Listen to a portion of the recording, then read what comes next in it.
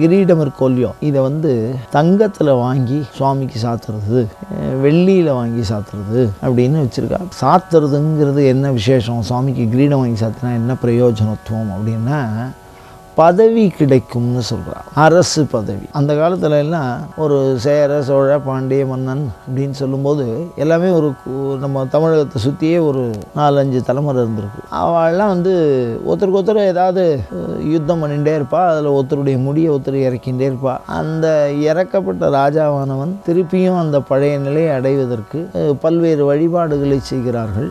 அந்த வகையில் பார்த்தீங்கன்னா தங்க கிரீடம் வாங்கி சாத்துவாள் சுவாமிக்கு. அப்படி சாத்தினால் அவள் மீண்டும் அந்த அரச பதவியை அடைவார்கள் அப்படின்னு சொல்லியிருக்கு. இதோடு மாத்திரம் இல்லாமல் பொதுவாக இந்த சிற்ப சாஸ்திரம் கிரீடம்ங்கிறது எதை குறிக்கிறது அப்படின்னா, தலையணி ஒரு விதமான தலைக்கு அணிந்து கொள்ளக்கூடிய அணி. அந்த அணியை கிரீடம்னு ஒரு விதமான அணி சொல்கிறா. அது மற்ற தேவதைகள்லாம் வரும்போது. ஆனால் ராஜாவுக்கு வரும்போது அந்த தலையில் வச்சுருக்கிற கிரீடத்தில் ஒரு சில அடையாளம்லாம் இருக்கும். மணிமுடின்னு பேர். மணிமுடின்னா என்னென்னா, ரத்தினம் இருக்கும். ஒவ்வொரு அரச வம்சமும் தனக்கான ஒரு ரத்தின கல்லை பயன்படுத்தி இருக்கிறார்கள் கிரீடத்தில். அந்த கல் இருக்கிறத வச்சு இவர்கள் இந்த வம்சத்தை சார்ந்தவர்கள் அப்படின்னு சொல்லி, இது மாதிரி ஒவ்வொரு அமைப்புலையும் தலையை சார்ந்து தான் இந்த கிரீடமானது அமைக்கப்பட்டு சொல்லப்பட்டிருக்கிறது. இதில் சிவபெருமானுடைய ருத்ராட்சத்தையே மணிமுடியாக தலையில் சூட்டி விபூதியே மிகச்சிறந்த ஒரு விஷயமா